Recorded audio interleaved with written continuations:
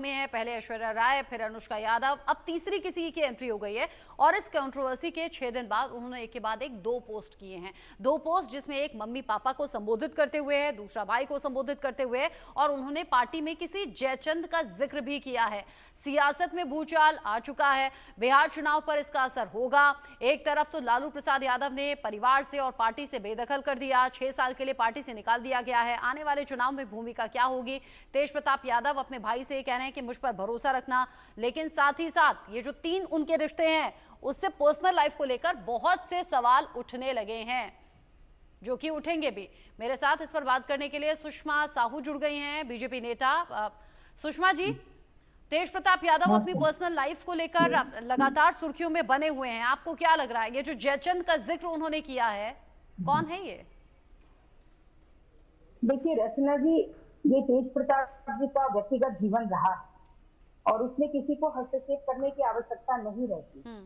लेकिन क्योंकि ये पब्लिक डोमेन में आ चुका है, एक आम लोगों के बीच में इस तरह की रस्साकसी जो चल रही है लगातार कुछ दिनों से, वो जनता के बीच में आ चुकी है। तो आज जो परिस्थितियां तेज प्रताप जी साफ वही बच रहे हैं, उनका परिवार सिर्फ इस मुगालते में कि भाई हमने उसे निकाला दे दिया, और ये कहकर के लीपापोती वाली स्थिति है। ना राबड़ी देवी ना लालू प्रसाद यादव जी कभी जीवन में तेज प्रताप जी को छोड़ पाएंगे, और न ही आज तक कभी उन्होंने छोड़ा है। इतनी सारी गलती उनके अनुसार जितनी भी उनके द्वारा की गई गलती बताए या नासमझी बताए, ऐसी सारी परिस्थितियों में उन्होंने हमेशा नासमझी कैसे बता सकते हैं? कोई वो बच्चे तो है नहीं। दूसरा एक ये भी बात ना, देखिए इतनी बड़ी हस्ती हैं, इतने बड़े परिवार से आते हैं, बिहार की बड़ी पॉलिटिकल पार्टी का ये परिवार है, लालू परिवार।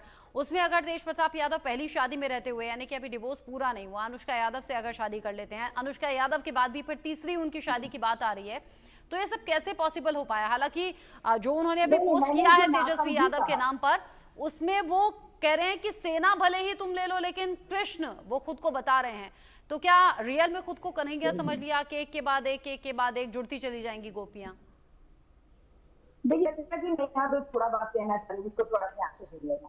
मैं यहाँ नासमझी की बात इसलिए कह रही हूँ कि यहाँ पर उन्होंने जो भी व्यवहार किया, बहुत सारे व्यवहार उन्होंने नासमझी में भी किए हैं, बहुत लंबे अंतराल से। अभी जो हुआ है वो अपने आप में एक अपराध हो जाता है, लेकिन इस अपराध में सिर्फ एक व्यक्ति शामिल नहीं है, पूरा का पूरा परिवार शामिल है। जब परिवार को पता था कि अगर शादी पहले से कर चुका है, इनके संबंध उनके साथ हैं, क्योंकि ये बहुत दिनों की कहानी है, ये आज की कहानी नहीं है।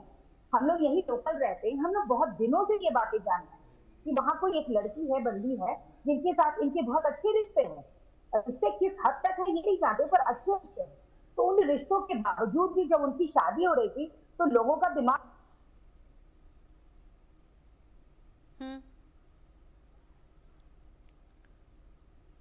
सुषमा जी, आपकी आवाज आनी बंद हो गई है, शायद नेटवर्क इशू है कुछ। आप बता रही हैं कि अगर ऐसा है तो तेज प्रताप यादव अकेले दोषी नहीं है, आप उनके पूरे परिवार पर सवाल उठा रही हैं। अच्छा, ऐश्वर्या राय भी ऐसा कहती हुई नजर आई थी, जो उनकी पहली पत्नी है, जो कि तस्वीरों में दिख भी रही हैं। वो ये कह रही हैं अगर 12 साल से अनुष्का यादव के साथ में उनका रिलेशन था, तो फिर क्यों 2018 में उनसे शादी की? अगर एक रिलेशन था और अगर परिवार जानता था, तो क्यों फिर ये शादी करा दी गई?